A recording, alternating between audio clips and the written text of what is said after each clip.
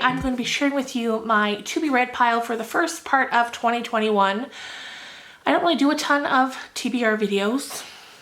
No real reason why, just don't. But I thought for 2021 we're going to be focusing a little bit more on book related content. We'll still be doing the once a week book talks and vlogs.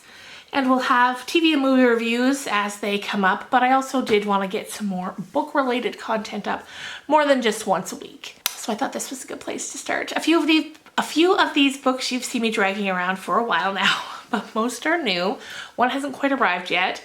So let's just jump on into it, and we will start with the book I'm currently reading, and that is Little Cruelties by Liz Nugent. I read one of her other books, Unraveling Oliver, and I loved it. So I'm very excited to continue with this one. This one, from what I can tell so far, is about a family. The book starts off at a funeral. And so we know this family has 3 brothers, and they're at the funeral for one of the brothers, but we don't know which one. So as the story goes on, we get to know each of the brothers.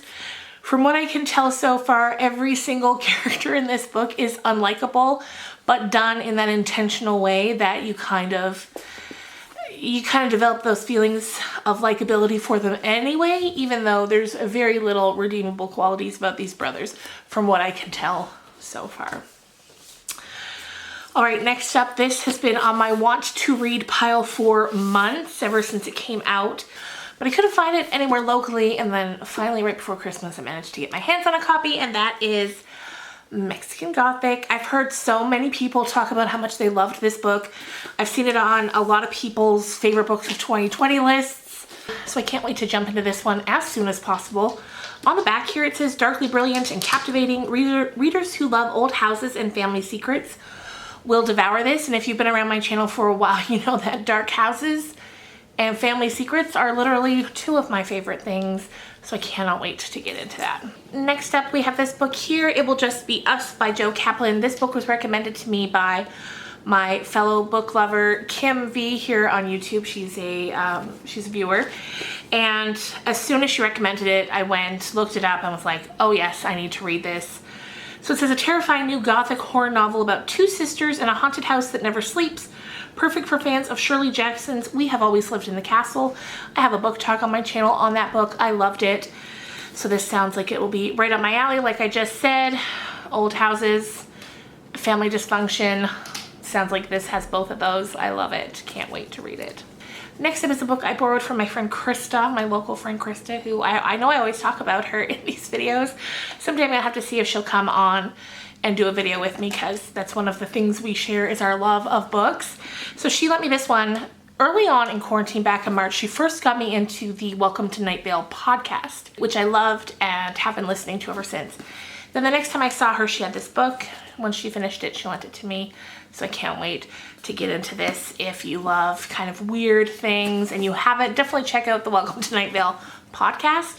It's on Spotify. You can listen for free. Next up are books that I've had for a while. If you've been around my channel, you probably know what I'm going to hold up next.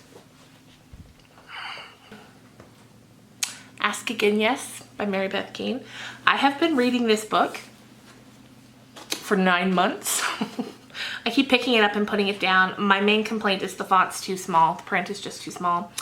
I'm this much through it. I'm enjoying it so much. Sometimes I'll be sitting around and I'll think about something and I'll be like, oh yeah, that's from Ask Again Yes, I'm enjoying this. Again, family dysfunction, decades of secrets. This is my stuff. So this is getting read once and for all. Next up, we have The Little Stranger by Sarah Waters. I've had this book in tow for a while. Again, it's a haunted house story, ghost story, all the things I love, and I just haven't gotten into it yet. It's one of those ones I keep putting aside for I don't know what, but she's getting read in the first few months of 2021. I also know, because based on the cover here, this is the movie tie-in cover.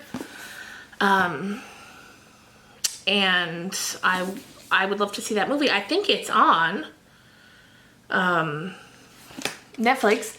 And as I can tell from the picture here, it stars Domhnall Gleeson. I don't know if I'm saying that right, but I love him.